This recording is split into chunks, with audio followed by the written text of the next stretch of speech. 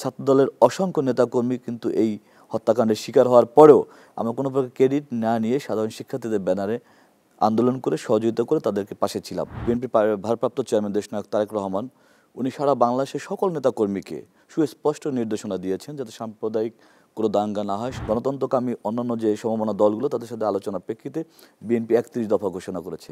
এই জুলাই বিপ্লবের দ্বিতীয় শহীদ হলো আমাদের ছাত্রদলের কর্মী। দেশনায়ক তারেক রহমানের বিরচিত ভূমিকায় এবং এই দেশের ছাত্র জনতারা সবাই এই দেশকে এই বিপ্লবকে ধারণ করার কারণে আপনি দেখেন এই ধরনের কোনো বিশৃঙ্খলা হয়নি। যখনই আবার ফেসিবাদের কোনো প্রকার আস্ফলন দেখা যায় তো সমগ্র বাংলাদেশ কিন্তু আমরা ঐক্যবদ্ধ। সেই দেশটিকে আবারও বিচ্ছিন্ন বিক্ষিপ্ত করার যে অপপ্রয়াস, সেই অপপ্রয়াস কখনোই বাস্তবায়ন হবে না। যাদের হাত আমার সহযোদ্ধার রক্ত রঞ্জিত, গণহত্যার বিচার করার পরে বিবেচ্য হবে। আমন্ত্রণ জানাচ্ছি আমাদের আজকের অনুষ্ঠানে। আমাদের সাথে আছেন ছাত্রদলের সাবেক সাধারণ সম্পাদক সাইফ মাহমুদ জুয়েল। আমরা সমসাময়িক বিভিন্ন বিষয় নিয়ে তার আলোচনা শুনব। সরাসরি চলে যাচ্ছি জনাব জুয়েলের কাছে। আপনাকে অসংখ্য ধন্যবাদ আপনার মূল্যবান সময় আমাদেরকে দেওয়ার জন্য। আমি প্রথমেই যেটি আপনার কাছে জানতে চাচ্ছিলাম যে গত কয়েকদিন ধরে আপনি দেখছেন যে দেশে এক ধরনের দেশকে অস্থিতিশীল করার চেষ্টা চলছে। হিন্দু নির্যাতন নিয়ে নানা ধরনের প্রোপাগান্ডা আমাদের ভারতের বিভিন্ন গণমাধ্যম ছড়াচ্ছে। তো সেই বিষয়টি নিয়ে আপনার দলের অবস্থান কি? ধন্যবাদ। শুরুতে আমি যে কথাটি দ্বিমত করব, এটা চেষ্টা না, এটা অপচেষ্টা। ষড়যন্ত্রকারীরা পতিত যে শক্তি, যে অপশক্তি ছিল বাংলাদেশের রাজনীতিতে দীর্ঘ সময় ধরে, যে ফেসিবাদ কায়েম করে রেখেছিল, একটি কর্তৃত্ববাদী অবৈধ সরকার যে সরকারটি ছিল, সেই সরকারের প্রেতাত্মারা, তাদের দোসররাই এ ধরনের প্রয়াস চালাচ্ছে। আপনি ইতিমধ্যে নিশ্চয়ই লক্ষ্য করেছেন আমাদের বিএনপি ভারপ্রাপ্ত চেয়ারম্যান দেশনায়ক তারেক রহমান উনি সারা বাংলাদেশের সকল নেতাকর্মীকে সুস্পষ্ট নির্দেশনা দিয়েছেন যাতে সাম্প্রদায়িক কোনো দাঙ্গা না হয়, সাম্প্রদায়িক একটি অসাম্প্রদায়িক দেশ যাতে গড়ে ওঠে এবং সবার সাথে যাতে সম্প্রীতির একটা সম্পর্ক তৈরি করে।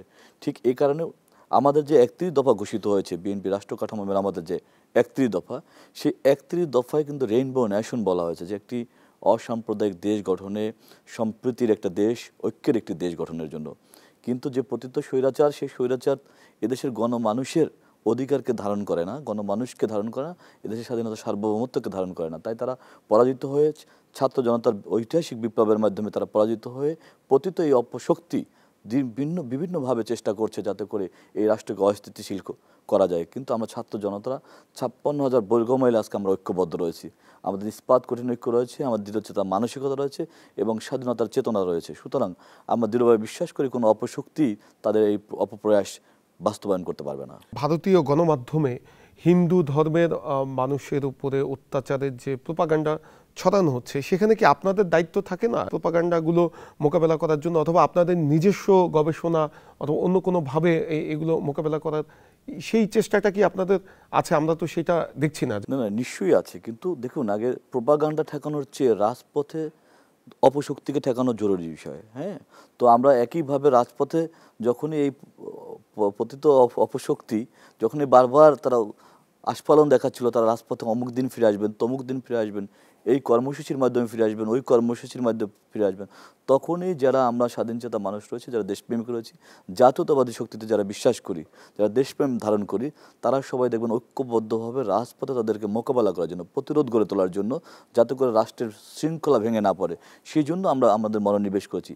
পাশাপাশি আপনি নিশ্চয়ই জানেন, গত ১৫ বছর এই অপশক্তি বারবার অবৈধভাবে ক্ষমতা দখল করার কারণে তাদের একটি নিঃসন্দেহে তাদের একটি নিরবচ্ছিন্ন সেটআপ তৈরি ছিল, যে কারণে তারা আজকে রাজপথে না আসতে পেরে তারা এই প্রোপাগান্ডার আশ্রয় নিয়েছে। কিন্তু আমাদের সামাজিক যোগাযোগ মাধ্যমে সবাই স্বতঃস্ফূর্তভাবেই কিন্তু তার প্রতিরোধ করা হচ্ছে। আর সাংগঠনিকভাবে আমাদের পার্টির ভারপ্রাপ্ত চেয়ারম্যানের নির্দেশে আমরা সারা বাংলাদেশে শিক্ষার্থীদের মধ্যে, আপনি নিশ্চয়ই ইতিমধ্যে লক্ষ্য করেছেন, বিশেষ করে ছাত্রদল, তারা বিভিন্ন কলেজ, বিশ্ববিদ্যালয়, বিভিন্ন শিক্ষা প্রতিষ্ঠানে গিয়ে এই প্রোপাগান্ডার বিপক্ষে অবস্থান নিয়ে সাধারণ শিক্ষার্থীদেরকে সচেতন করার চেষ্টা করছে। একইভাবে অপরাপর যে অঙ্গ ও সহযোগী সংগঠনগুলো, জাতীয়তাবাদী যুবদল, স্বেচ্ছাসেবক দল সহ, তারাও সমাজের বিভিন্ন স্তরের মানুষকে বিভিন্ন কর্মসূচি নিয়ে ইতিমধ্যে প্রোপাগান্ডার বিপক্ষে অবস্থান নিয়েছে। আর আমরা দৃঢ়ভাবে বিশ্বাস করি কোনো প্রোপাগান্ডা চালিয়ে এই অপশক্তি কোনোভাবে বাংলাদেশের যে একটি ঐক্যবদ্ধ সমাজ গড়ে উঠেছে, আজকে শুধুমাত্র একটি দেশ নেই, একটি ঐক্যবদ্ধ সমাজে পরিণত হয়েছে, ঐক্যবদ্ধ পরিবারে পরিণত হয়েছে। ফেসিবাদ, অ্যান্টি ফ্যাসিস্ট, আমরা সবাই ঐক্যবদ্ধ। অ্যান্টি ফ্যাসিস্টে যারা আমরা রয়েছি, তারা আমরা সবাই ঐক্যবদ্ধ কারণ সবাই দৃঢ়চেতা মানসিকতা নিয়েছে এদেশের স্বাধীনতার সার্বভৌমত্ব অক্ষুণ্ণ রাখার জন্য, এদেশের স্বাধীনতার যে মূল চেতনা ছিল গণতন্ত্র, সেই গণতন্ত্রকে সুপ্রতিষ্ঠিত করার জন্য। রাষ্ট্র পরিচালনায় বিএনপি 31 দফা দিয়েছে। অনেক সাধারণ মানুষের ভিতরে আবার এরকম আশঙ্কাও আছে যে ক্ষমতায় যাওয়ার জন্য এটা বলছেন, অথবা এর বাস্তবায়ন আসলে কি বিএনপি করার বিষয়ে আগ্রহী? দেখুন, আপনি একজন গণমাধ্যমের কর্মী, নিশ্চয়ই আপনার বিশ্লেষণ রয়েছে। এদেশে এখন যদি একটি স্বাধীন সার্বভৌম রাষ্ট্রের যে নির্বাচন কাঠামো, সেই নির্বাচন কাঠামোতে সুষ্ঠু নিরপেক্ষ একটি নির্বাচন আসে, আপনার বিশ্লেষণী শক্তি দিয়ে নিশ্চয়ই আপনি অবশ্যই বিবেচনা করবেন বাংলার জাতীয়তাবাদী দল বিএনপি সবচেয়ে সম্ভাবনাময় দল। সুতরাং সেই সম্ভাবনাময় দলটিকে কেন 31 দফার মতো একটি, আপনি যেটা বলার চেষ্টা করছেন সেটা বাস্তবায়ন না করলে এরকম একটি কর্মসূচি ঘোষণা করতে হবে? যেহেতু আমরা এমনিতেই মানুষের ম্যান্ডেট নেওয়ার যে সম্ভাব্যতা সেটা আমাদের অনেক বেশি। আমরা দেশপ্রেমকে ধারণ করি, আমরা জাতীয়তাবাদী শক্তিতে যারা বিশ্বাস করি, বাংলাদেশকে ধারণ করি, স্বাধীনতার সার্বভৌমত্বকে ধারণ করি, গণতন্ত্রকে ধারণ করি, গণমানুষের অধিকারকে ধারণ করি। সে কারণে 31 দফা বাস্তবায়নের লক্ষ্যে আমরা নির্বাচনকালীন সময়ে না, দীর্ঘ 2 বছর আগে, দেখুন এই আন্দোলনের পূর্বেই কিন্তু আমরা এইটি ঘোষণা করেছি তা না, আমরা আরও 1 বছর আগে কিন্তু প্রথমত 27 দফা, তারপর গণতন্ত্রকামী অন্যান্য যে সমমনা দলগুলো তাদের সাথে আলোচনার প্রেক্ষিতে বিএনপি 31 দফা ঘোষণা করেছে। আর আমি একজন শিক্ষার্থী হিসাবে, আমি ছাত্রদলের একজন সাবেক কর্মী হিসাবে, কিংবা ঢাকা বিশ্ববিদ্যালয়ের একজন শিক্ষার্থী হিসাবে আমি দৃঢ়ভাবে বিশ্বাস করি আমার ভাবনার পুরোপুরি সম্পূর্ণ জিনিসটাই এই 31 দফায় রয়েছে। 31 দফা যদি বাস্তবায়ন হয় তাহলে তো বাংলাদেশের অনেকটাই চেহারা পরিবর্তন হয়ে যাবে, কিন্তু সেই বাস্তবায়নটা ভবিষ্যতে মানুষ দেখতে পারবে কিনা? বাস্তবিকভাবে বিশ্বাস করবেন জিনিসটি, সেটি হলো যদি 18 নির্বাচন আপনি বিবেচনা করেন, 14 নির্বাচন বিএনপি বয়কট করে গণমানুষের মধ্যে একটা আকাঙ্ক্ষা তৈরি হলো, হয়তো বিএনপি নির্বাচনে গেলে দেশের প্রেক্ষাপট চেঞ্জ হতো, এই পতিত ফেসিবাদ হয়তো তখনই পরাজিত হতো। তখন বিএনপি 18তে আবার গণমানুষের আকাঙ্ক্ষাকে বিবেচনা করে নির্বাচনে অংশগ্রহণ করলেন। কারণ বিএনপি, আমাদের প্রিয় নেত্রী দেশনেত্রী বেগম খালেদা জিয়া তিনি বলেছেন জনগণই সকল ক্ষমতার উৎস। আমরা দৃঢ়ভাবে বিশ্বাস করি তাই জনমনে যে আকাঙ্ক্ষা থাকে সেইটাই কিন্তু বিএনপি ধারণ করে। 14 নির্বাচনে না যাওয়া, 18 নির্বাচনে যাওয়া, আবার 24 নির্বাচনে এই পতিত শক্তি অপশক্তিকে গণমানুষের চোখে স্পষ্ট করা যে এটি হলো একটি ফ্যাসিলিটেড একটা অংশ, এটা কোনো রাজনৈতিক দলের কাজ হতে পারে না গণমানুষকে ধারণ না করা। সুতরাং গণমানুষকে ধারণ করেই আমাদের সকল কর্মকাণ্ড পরিচালিত হয়। 14 নির্বাচনে না যাওয়া, 18 নির্বাচনে যাওয়া, আবার 24 নির্বাচনকে বর্জন করা। ঠিক এই কারণে বলছি, কারণ নির্বাচনকালীন সময়ে এসে ম্যানিফেস্টো দেয়। আর আমাদের পার্টির ভারপ্রাপ্ত চেয়ারম্যান এবং পার্টির সিনিয়র নেতৃবৃন্দ তারা দীর্ঘ সময় আগে দিয়েছে, কারণ গণমানুষেরও যদি কোনো আকাঙ্ক্ষা থেকে থাকে, এখানে কোনো সংযোজন বিয়োজনের প্রয়োজনতা পড়ে থাকে, গণমানুষের আকাঙ্ক্ষা অনুযায়ী 31 দফাকে আবারও পূর্ণ সংযোজিত করা যেতে পারে। তো এটা বাস্তবায়ন করার লক্ষ্যেই এই দেশপ্রেমিক জনগোষ্ঠী জাতীয়তাবাদী শক্তি 31 দফা ঘোষণা করেছেন। আর আমি দৃঢ়ভাবে বিশ্বাস করি আমাদের দল, বাংলাদেশ জাতীয়তা দল বিএনপি, গণমানুষের অধিকারকে ধারণ করে এই কর্মসূচি গ্রহণ করে। আপনি নিশ্চয়ই লক্ষ্য করেছেন 7 জানুয়ারির যে তথাকথিত একটি নির্বাচন, সেই নির্বাচনকে চাইলেই বাংলাদেশ জাতীয়তাবাদী দল বিএনপি নির্বাচন পরবর্তীকালীন সময়ে গণমানুষের অধিকার ক্ষুণ্ণ হয়, গণমানুষ বিপদে পড়ে এমন কর্মসূচি দিতে পারত। কিন্তু দেশনায়ক তারেক রহমানের বিরচিত সিদ্ধান্ত, তার সুচিন্তিত মতামতের কারণে এবং পার্টির সিনিয়র নেতৃবৃন্দ তারা কিন্তু গণমানুষকে ধারণ করে, গণমানুষের নিরাপত্তা, গণমানুষের শান্তি শৃঙ্খলা, তাদের স্বাভাবিক জীবনকে বিপন্ন যাতে না হয় সে ধরনের কর্মসূচিতে আমরা ফিরে গেছি। কারণ আমরা আসলে ক্ষমতার জন্য রাজনীতি করছি না, গণমানুষই বিএনপিকে ধারণ করে ক্ষমতায় নিয়ে আসবে ইনশাআল্লাহ। একটি স্বাধীন দেশের যে নির্বাচন প্রক্রিয়া যেভাবে হওয়া উচিত সেই ধরনের নির্বাচন প্রক্রিয়ার দিকেই আমরা মনোনিবেশ করছি।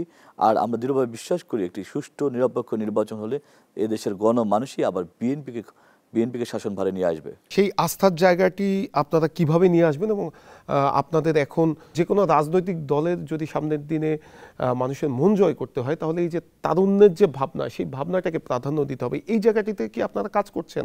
আপনি নিশ্চয়ই লক্ষ্য করেছেন আমাদের একটি বৃহৎ কর্মসূচি ছিল তারুণ্যের সমাবেশ। সারা বাংলাদেশের, বিশেষত আমাদের প্রায় 4.5 কোটি যে তরুণ, ভোটাধিকার বঞ্চিত তরুণ, তাদেরকে ধারণ করেই কিন্তু আমরা তারুণ্যের সমাবেশ করেছিলাম, ছাত্রদল, যুবদল এবং স্বেচ্ছাসেবক দলের সমন্বয়ে। ঠিক একইভাবে আমরা তারুণ্যের রোডমার্চ করেছি। আজকে এই জুলাই বিপ্লবের পরে যে তারুণ্যের ভাবনা নিয়ে যেভাবে আলোকপাত করছেন মানুষ, আমরা কিন্তু তার অনেক আগেই তারুণ্যকে ধারণ করে তারুণ্যের ভোটাধিকারকে নিশ্চিত করার জন্য তরুণ প্রজন্ম দিব ভোট, ভোটের জন্য লড়াই হোক, এ ধরনের স্লোগান নিয়ে আমরা কিন্তু রাজপথে নেমে এসেছিলাম। আপনি নিশ্চয়ই লক্ষ্য করেছেন সারা বাংলাদেশের তরুণরাও স্বতঃস্ফূর্তভাবে আমাদের সেই কর্মসূচিতে অংশগ্রহণ করেছিলেন। তার দৃষ্টান্ত আমি আপনাকে বলি, আমরা তখন তারুণ্যের সমাবেশ সারা বাংলাদেশে করছি, সেখানে স্বতঃস্ফূর্তভাবে বিভিন্ন তরুণ তরুণীরা এসে বক্তব্য প্রদান করেছেন। আমরা গণমানুষকে এবং তারুণ্যকে যে ধারণ করি তার দৃষ্টান্ত ছিল আমাদের তারুণ্যের সমাবেশ, তারুণ্যের রোড মার্চ। এবং আপনি নিশ্চয়ই অবগত আছেন আমাদের পার্টির ভারপ্রাপ্ত চেয়ারম্যান জনাব তারেক রহমানকে কিন্তু তারুণ্যের প্রতীক বলা হয়। তো তারুণ্যের প্রতীক বলা হয় এই কারণে, অনেক হয়তো তার বয়স বিবেচনায় বলতে চান যে তারুণ্য প্রতীক কীভাবে। আমি খুব স্পষ্ট করে বলতে চাই, তার সাথে আমি দীর্ঘ সময় ধরে একজন সহকর্মী হিসাবে, তার কর্মী হিসেবে কাজ করার সুযোগ হয়েছে। তারুণ্য বিষয়টি যেভাবে আসে, তারুণ্য হলো কর্মস্পৃহা, তারুণ্য হলো কাজ করার আগ্রহ, তারুণ্য সব কিছুই তার মধ্যে ছিল। শুধু বয়স বিবেচনায় তারুণ্যের প্রতীক বলা যাবে না বিষয়টি তা না। সে কারণে যেহেতু তারুণ্যকে উনি ধারণ করেন এবং সে তারুণ্যের রোড মার্চ, তারুণ্যের সমাবেশ, এ ধরনের কর্মসূচি কিন্তু তার কনসেপ্টটি ওনারাই ছিলেন। উনি আমাদের এই কনসেপ্টটি দেওয়ার পরে আমরা সারা বাংলাদেশে যখন তারুণ্যের সমাবেশ করি, আলহামদুলিল্লাহ আমরা সারা বাংলাদেশ থেকে স্বতঃস্ফূর্ত অংশগ্রহণ পেয়েছিলাম তরুণদের। 5 আগস্টের পরে আমরা নানা জায়গা থেকে অভিযোগ পেয়েছি এবং এখনও পাচ্ছি, বিএনপির অনেক নেতাকর্মী চাঁদাবাজির সাথে জড়িয়ে যাচ্ছে, বিভিন্ন প্রতিষ্ঠানে যে তারা ব্যবসায়ীদের কাছে তারা চাঁদা দাবি করছে, সেক্ষেত্রে কিছু কিছু জায়গায় ব্যবস্থা নেওয়া হচ্ছে, তারপরেও থামছে না। তো এই জায়গাটি যদি ঠিক না হয় তাহলে কি মানুষের আস্থা জায়গাটা ঠিক কতটুকু নিশ্চিত করা সম্ভব হবে? আপনি ঠিকই বলেছেন। হ্যাঁ, এ ধরনের নিউজের চেয়ে এ ধরনের প্রোপাগান্ডা অনেক বেশি। হ্যাঁ, আমি আজকে নিশ্চয়ই এই চাঁদাবাজির পক্ষে কোনো অবস্থান নেব না, কিছু জিনিস স্পষ্ট হওয়ার প্রয়োজন। গত 17 বছর ধরে এই পতিত ফেসিবাদীরা জাতীয়তাবাদী নেতা কর্মীদের যে জমি, যে স্থাপনাগুলো দখল করে রেখেছিল, আজকে তারা পরাজিত হওয়ার পরে, এই অপশক্তি পলায়ন হওয়ার পরে স্বাভাবিকভাবেই কিন্তু ওই জমিগুলো তারা তাদের মতো করে, স্থাপনাগুলো তারা ফেরত পেয়েছে। তো মোটা দাগে মানুষের চোখে এরকম একটা বড় অংশ আছে। তার মধ্যেও যে বিচ্ছিন্ন বিক্ষিপ্ত ঘটনা ঘটছে না তা নয়, কিন্তু আপনি দেখবেন যেখানেই সত্যতা পাওয়া যাচ্ছে সেখানেই কোনো বিবেচনা না রেখে তাৎক্ষণিকভাবে দল সিদ্ধান্ত নিয়েছে। এবং স্বাধীনতা পরবর্তী সময়ে কোনো একটি রাজনৈতিক দলের এত বেশি নেতাকর্মী আপনার রাজনৈতিক সিদ্ধান্তের শিকার হননি। শুধুমাত্র দেশনায়ক তারেক রহমান, উনি চাচ্ছেন এদেশের মানুষের শান্তি শৃঙ্খলা এবং এদেশকে এগিয়ে নিতে। সে কারণে দীর্ঘ 17 বছর যেই কর্মীটি, যেই নেতাটি রাজপথের দুর্বার আন্দোলন গড়ে তুলেছে নিজের সর্বস্ব হারিয়ে, সেই নেতাটাকেও অনেক সময় এই সিদ্ধান্তের শিকার হতে হচ্ছে। কারণ দেশনায়ক তারেক রহমান বিএনপির যেমন উনি নেতা, ভারপ্রাপ্ত চেয়ারম্যান, তিনি এই বাংলাদেশেরই অবিসংবাদিত নেতা হিসেবে ইতিমধ্যে পরিগণিত হয়েছেন মানুষের হৃদয়ে। যে কারণে বাংলাদেশকে ধারণ করে তার নিজ দলের কর্মীকে কিন্তু তার নির্দেশে সিদ্ধান্ত গ্রহণ করতে হয়েছে। এবং আমি যে বারবার বলার চেষ্টা করছি, স্বাধীনতা পরবর্তী সময়ে কোনো রাজনৈতিক দলের সর্বোচ্চ সংখ্যক নেতাকর্মী এ ধরনের রাজনৈতিক সাংগঠনিক পানিশমেন্টের শিকার হয়েছে না, নিজেদের মধ্যে অন্তর্কোন্দলেও তো জড়িয়ে যাচ্ছে। এটা খুবই কম, নেহাত এটা মানে দু একটা বিচ্ছিন্ন ঘটনা আসছে। আমি একজন কর্মী হিসেবে যেহেতু রাজপথে দীর্ঘ সময় ধরে কাজ করার সুযোগ হয়েছে, সারা বাংলাদেশে প্রত্যেকটি থানা সম্বন্ধে কম বেশি যেহেতু আমাদের অভিজ্ঞতা রয়েছে, এর সংখ্যা খুব কমই। একটি বিপ্লব পরবর্তী সময় যে ধরনের বিশৃঙ্খল পরিবেশের সৃষ্টি হওয়ার কথা ছিল, আশঙ্কা আমরা করেছিলাম, ঠিক আপনি নিশ্চয়ই আপনার মনে আছে আওয়ামী লীগের তৎকালীন সাধারণ সম্পাদক, হয়তোবা এখনও আছেন, ওবায়দুল কাদের সাহেব, উনি বলেছিলেন 5 লক্ষ লোক মারা যাবে। ওনাদের নেতাকর্মীরা বারবার বলছিলেন 50,000 নেতাকর্মী মারা যাবে। কিন্তু দেশনায়ক তারেক রহমানের বিরচিত ভূমিকায় এবং এই দেশের ছাত্র জনতারা সবাই এই দেশকে, এই বিপ্লবকে ধারণ করার কারণে আপনি দেখেন এই ধরনের কোনো বিশৃঙ্খলা হয়নি, কোনো হত্যাকাণ্ডের ঘটনা ঘটেনি। কিন্তু যে জিনিসটি বিচ্ছিন্ন বিক্ষিপ্ত ঘটনা, স্বাভাবিক এটা কোনো সাংগঠনিক ঘটনা না। আমার ব্যক্তি দায় আমাকেই নিতে হবে। সংগঠনের যখন পদ আমি ধারণ করি, সংগঠন আমার বিরুদ্ধে ব্যবস্থা নিচ্ছে।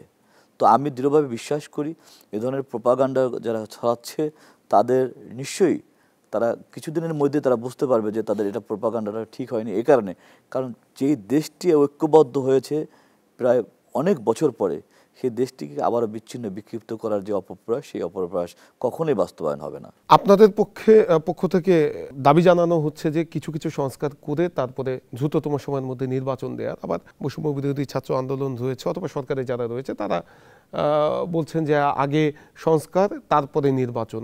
আসলে এক যোগে আন্দোলনটা করেছেন, তাদের ভিতরে কি এখন কিছুটা দূরত্ব তৈরি হচ্ছে? এই নির্বাচন দেখুন, ইস্যুতে? Necessity knows no law. হ্যাঁ, যেহেতু একটি ইন্টারিয়াম গভর্নমেন্ট আছে, সেই গভর্নমেন্টে কিন্তু একটা বিপ্লব পরবর্তী সময় সবার ঐক্যমতের ভিত্তিতেই হয়েছে। কিন্তু যখনই আবার ফেসিবাদের কোনো প্রকার আস্ফালন দেখা যায়, তো সমগ্র বাংলাদেশ কিন্তু আমরা ঐক্যবদ্ধ।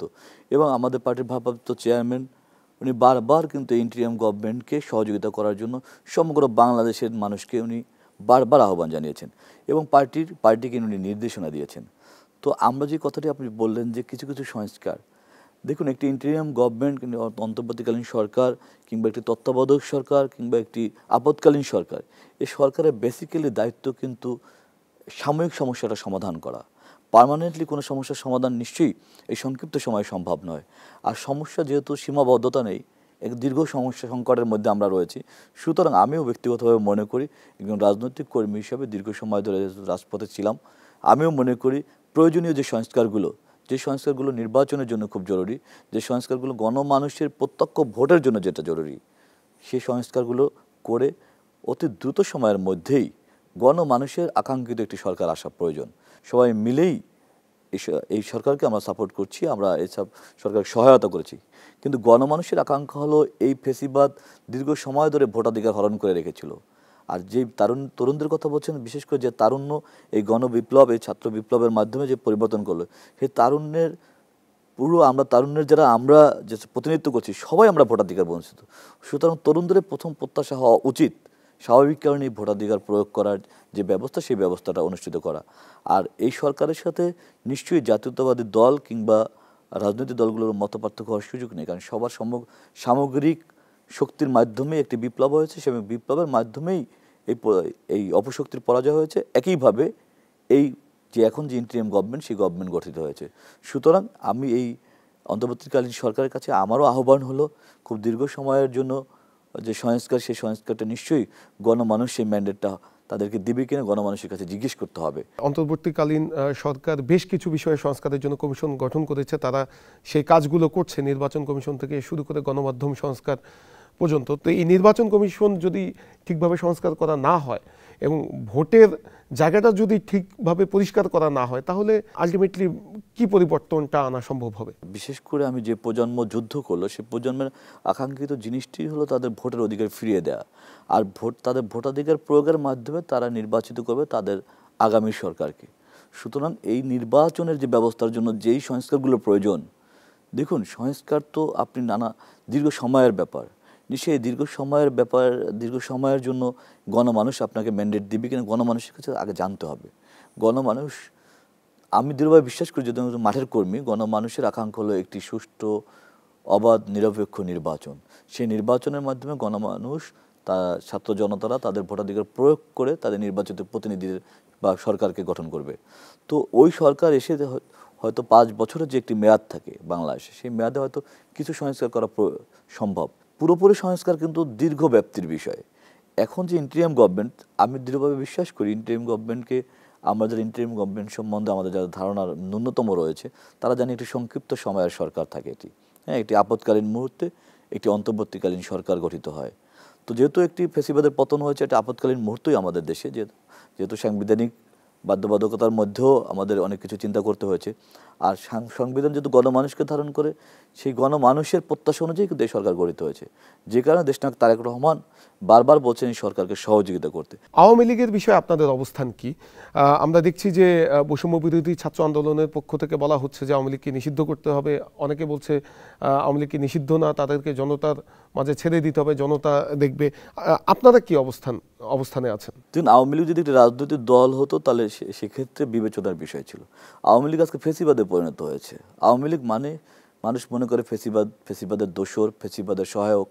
তো সুতরাং যাদের হাত আমার সহযোদ্ধার রক্তে রঞ্জিত, আমার শিক্ষার্থী ভাই বোনদের হাত যাদের রক্তে রঞ্জিত, তাদের হাত, তাদেরকে নিশ্চয়ই আগে এই গণহত্যার বিচার করতে হবে। গণহত্যার বিচার করার পরে বিবেচ্য হবে যে আওয়ামী লীগ যদি পরিশুদ্ধ হয়, তারপর হয়তো বিবেচনা করা যাবে। কিন্তু আগে আমি দৃঢ়ভাবে বিশ্বাস করি, যদি ছাত্র জনতার বিপ্লবে আমিও একজন সহকর্মী হিসেবে কাজ করেছি, আমি আগে আমার সহযোদ্ধাদের রক্তের যে বিচার, ন্যায় বিচার আগে নিশ্চিত করার জন্য আমি আমার ব্যক্তিগত জায়গা থেকে আহ্বান জানাচ্ছি, অনুরোধ জানাচ্ছি। আমরা দেখছি যে ছাত্র রাজনীতি নিয়ে নানা তর্ক বিতর্ক হচ্ছে, আর বাংলাদেশের বিশ্ববিদ্যালয়গুলোতে ছাত্র রাজনীতির যে ইতিহাস, সেটি খুব সুখকর নয়। হল হল দখল, নিজেদের মধ্যে অন্তর্কোন্দলে জড়িয়ে যাওয়া এবং গত 16 বছরে শিক্ষার্থীরা যে ছাত্র রাজনীতি নিয়ে তাদের যে বিরূপ অভিজ্ঞতা, সেই ছাত্র রাজনীতির কি আসলে বিশ্ববিদ্যালয়গুলোতে প্রয়োজনীয়তা কতটুকু বলে আপনি মনে করেন, এবং সেখান থেকে কি পরিবর্তন হওয়া উচিত কিনা? দেখুন, পরিশীলিত রাজনীতি তো নিশ্চয়ই আমাদের সবার কাম্য, কিন্তু অবশ্যই ছাত্র রাজনীতির প্রয়োজনীয়তা পড়ে এই কারণে, কারণ ছাত্ররাই সচেতন থাকে। তারা যেহেতু তারা মেধাবী, তারা যেহেতু শিক্ষার্থী, তারা যেহেতু পড়াশোনা জানেন, তারা আন্তর্জাতিক রাজনীতি সম্বন্ধে তাদের যেহেতু ধারণা থাকে এবং আন্তর্জাতিক বিশ্ব সম্বন্ধে বাংলাদেশের সাথে যেহেতু সমন্বয় করে তারা তাল মিলে চলতে পারেন, সুতরাং ছাত্র রাজনীতির প্রয়োজনীয়তা অনস্বীকার্য। দেখুন, ছাত্রদল হলো এমন একটি সংগঠন, এই জুলাই বিপ্লবের দ্বিতীয় শহীদ হলো আমাদের ছাত্রদলের কর্মী, ছাত্রদলের চট্টগ্রাম কলেজের যুগ্ম আহ্বায়ক ওয়াসিম। কিন্তু আমরা এটাকে রাজনৈতিকায়ন করতে চাইনি, কারণ আমরা চেয়েছি ফ্যাসিবাদের পতন। যে কারণে আমরা স্যাক্রিফাইস করে আমাদের সহযোদ্ধাকে সামনে না নিয়ে এসে আমরা মূলত আন্দোলনটা গড়ে তোলার জন্য চেষ্টা করেছি। সে কারণ আমরা বিশ্বাস করি দৃঢ়ভাবে আমাদের যে 17 বছরের যে সংগ্রাম, দেশনেত্রী বেগম খালেদা জিয়া এবং দেশনায়ক তারেক রহমানের নেতৃত্বে যে সংগ্রাম, সেই সংগ্রাম বাস্তবায়নের যেহেতু একটা স্পেস তৈরি হয়েছে, এই ফ্যাসিবাদের যেহেতু পতন ঘটানোর সুযোগ তৈরি হয়েছে, সুতরাং আমরা গণমানুষের অধিকার নিশ্চিত করার জন্য একটি বিপ্লব আগে সংগঠিত করি। দেন এই গণমানুষ সিদ্ধান্ত নেবে একটি নিরপেক্ষ নির্দলীয় নির্বাচনের মাধ্যমে কোন দল ক্ষমতা আসবে। সে কারণেই কিন্তু আমরা কোনো প্রকার রাজনৈতিক ক্রেডিট না নিয়ে, ছাত্রদলের অসংখ্য নেতাকর্মী কিন্তু এই হত্যাকাণ্ডের শিকার হওয়ার পরেও আমরা কোনো প্রকার ক্রেডিট না নিয়ে সাধারণ শিক্ষার্থীদের ব্যানারে আন্দোলন করে সহযোগিতা করে তাদেরকে পাশে ছিলাম। সুতরাং ছাত্রদল পরিশীলিত একটি রাজনীতি চায়, শুধুমাত্র রাজনীতির কারণে রাজনীতি করতে চায় না। ছাত্রদল মেধাবীদের সংগঠন এবং আপনি নিশ্চয়ই জানেন এটা একটি উৎপাদনমুখী শিক্ষা ব্যবস্থার লক্ষ্যেই কিন্তু ছাত্রদল সৃষ্টি হয়েছিল। শহীদ রাষ্ট্রপতি জিয়াউর রহমান সারা বাংলাদেশের মেধাবী সমাজকে ঐক্যবদ্ধ করে জাতীয়তাবাদী ছাত্রদলের সৃষ্টি করেছিলেন। সুতরাং দেশের যখনই ক্রান্তি লগ্নে পড়বে, যখনই সংকটে পড়বে, আমি দৃঢ়ভাবে বিশ্বাস করি ছাত্রদলের সমসাময়িক নেতৃবৃন্দ ইনশাআল্লাহ সেই সংকটকে অতিক্রম করার জন্য ভূমিকা পালন করবেন। জনাব জুয়েল, আপনাকে অসংখ্য ধন্যবাদ আমাদেরকে সময় দেওয়ার জন্য। আমরা সমসাময়িক বিভিন্ন বিষয় নিয়ে আলোচনা শুনছিলাম ছাত্রদলের সাবেক সাধারণ সম্পাদক সাইফ মাহমুদ জুয়েলের।